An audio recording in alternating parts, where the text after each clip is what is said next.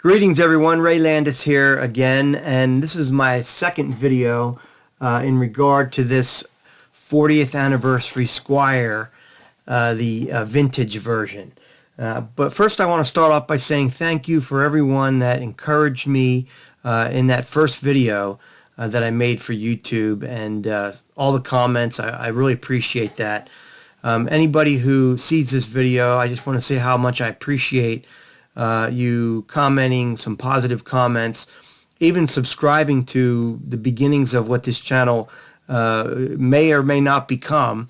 I sure appreciate that, and I will try to encourage you back and answer your comments as much as possible. But I wanted to do a second video on this guitar, and the reason I wanted to come back again and talk about this a second time is because since the last time I made the video, I did some work on the electronics on this guitar. I haven't done anything else really to it except for fixing up the substandard electronics that were in it. The pickups have been and are great. There's nothing wrong with those. They're Anaco 5s. They sound tremendous. But what I've done to this guitar is I've fixed this really original wobbly, not very good switch and made it into something really great, because this now has an Obsidian Wire solderless kit in it, which actually allows it to be a blender so that I can get all three pickups playing at the same time. So what I've got is a master volume, a master tone, and then a blender. And the way that the blender works, when it's all the way forward, I've got a normal 5-way switch. But if I'm in the neck position, and I begin to turn this back, I get a little bit more of the bridge pickup mixed with the neck pickup. And if I go all the way, I've got full capacity on both these pickups. So what I've got is essentially like a Telecaster in the center position.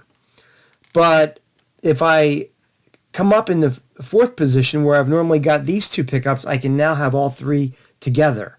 And of course, when you're in the center position, you've only got the center pickup.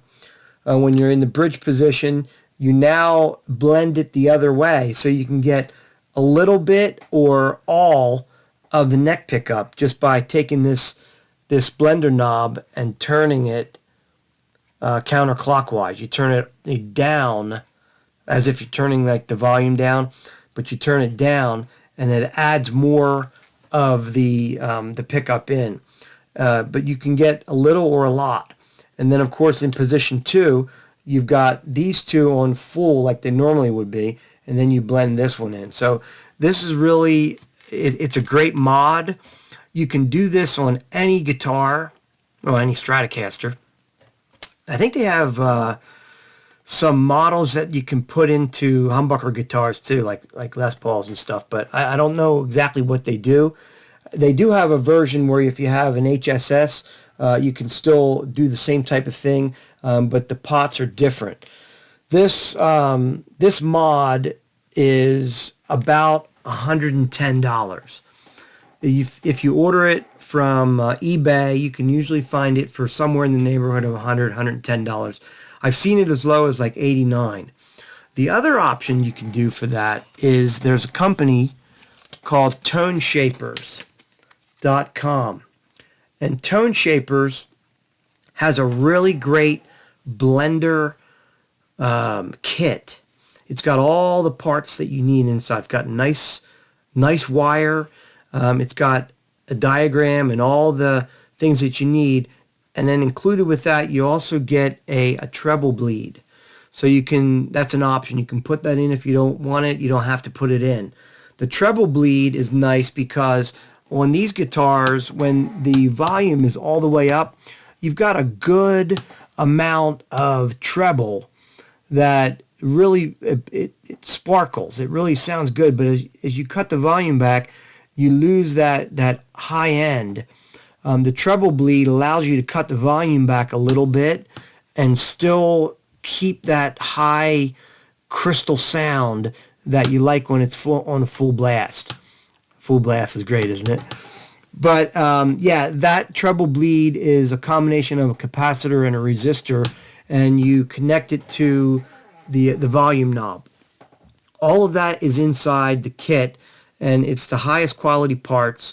The pots and the switch and everything are really good quality. It's the large full CTS pots, and again, you can get them from toneshapers.com, or you can go on. I bought mine on Amazon, and it was about $38. So you know that's a good way to get the Blender mod. If you're okay with soldering, you can get that and put it on yourself. The thing is with the Obsidian, when you put that in, it's all together. There's no soldering other than you have to solder the jack, and you've got to solder your ground. But when I take these kind of guitars apart, I actually I look at the inside and I clean it up first, and I use air conditioning. It's like an insulation. It's a thin foam layer, and it's about this wide, about 2 inches wide. And I take it and I lay it inside the body cavity behind the springs, and I put it, if there's room, alongside the block. And that takes care of that real ringy sound that you get from the springs that doesn't go along with what you're playing. It's like almost sounds like a harmonic tone. Sometimes people have problems with that sound coming from this part of the string that's past the nut. I don't seem to have that problem, especially if your nut is cut right. Sometimes if the nut doesn't have the right angle back towards the machine heads, you're going to get like this sitar sound. And just a quick filing with some good nut files will take care of that. But I put that foam in there, and then usually what I do with the inside the body is I take and use the copper foil. And you don't have to be super neat with that. I mean, it's like aluminum foil. I mean, I think I've seen somebody use aluminum foil and glue it inside there before. I don't know if I'd want to do that, but I use the copper foil that has a conductive adhesive. And if you put it in there and you miss a little spot, you can take a piece and just put it in there. It doesn't have to be perfect, because who's going to see inside, But I try to do it as neat as possible, the first few pieces, and then I just kind of make sure everything's covered. And that's really a good way to, to shield the inside of your guitar body. And then on the back of the pick guard, anywhere that's part of that open cavity, I like to make sure that's got the same type of copper foil on it.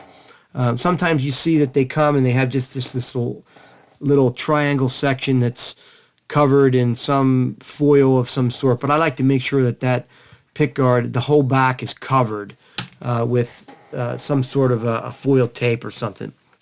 But this guitar, it's just one of the best guitars that I've ever played. And I just wanted to bring it out one more time and talk about that one mod that I did to make the wiring and the electronics better, because I think that's the real shortcoming of this guitar, other than I mentioned in my other video, the color. But if you wanted to just take the neck and use the neck on another body, the neck is pretty much, this is one of a kind. I mean, Squier's got 2 guitar necks that I think are some of the best necks you can get. One of them is this one. The other one is the Classic Vibe.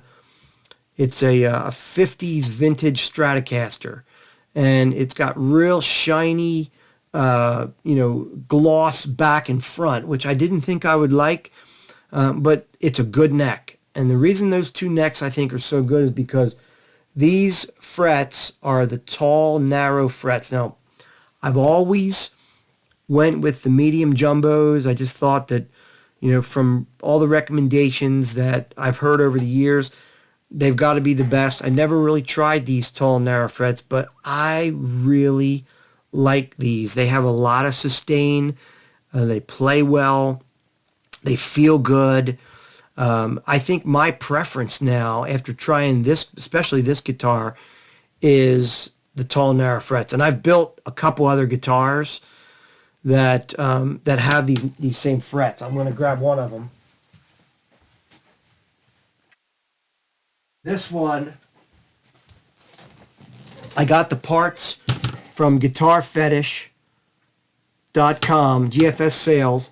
This has got a really nice roasted maple neck with the tall, narrow frets. And I bought some other things and just tried something different. And I don't know if you can see that, how nice that eagle looks on there. But I can explain that in another one of my videos. I got that idea, and it worked. It worked. So this guitar has tall, narrow frets. And again, another hardtail Stratocaster. I really like Stratocasters. The thing I don't like about them is that real wobbly screw-in tremolo bar that never stays in tune. Even the best ones, they don't really stay in tune. So I usually tighten up the claw in the back and get it to lay flat against the body. And you don't have to put a block in it or anything like that. A lot of people say you have to put a block in there. There's really nothing wrong with just taking the screws on that claw and pulling them all the way in. But, eliminate that whole thing altogether and just put a real nice hardtail Fender bridge on it. And this thing, tuning stability is incredible.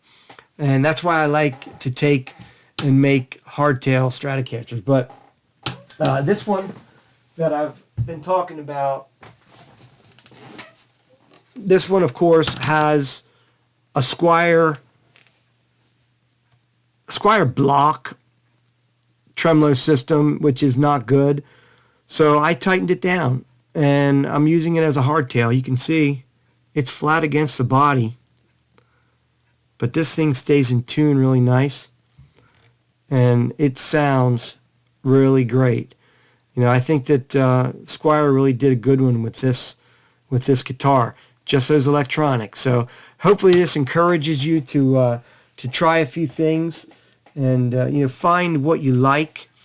I've watched a lot of the guys on YouTube that talk about different types of tricks that you can do to make your guitar play better. I was always totally petrified trying to do something to my my nicer Stratocasters because I didn't want to ruin them. I didn't even want to try to do intonation set up on a guitar because I thought, once I get it out of whack, it's done. How am I going to get it back to where it's supposed to be? But it's not that hard. It's not an extremely hard science.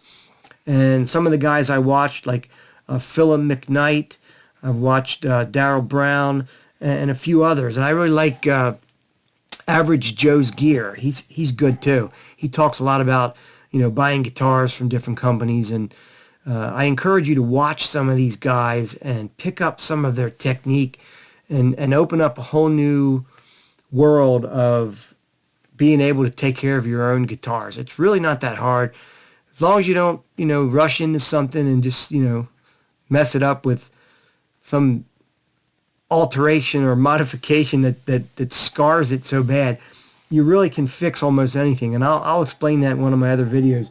The reason that I put that eagle on that headstock is because I had some challenges with getting the tuning keys to fit in. So I had to cover up some blemishes. But man, I'll tell you what, fixed it up. It looks great. So once again, thank you everyone for the encouragement. I'm going to try to come back and do some more videos, share some of the things that I've learned.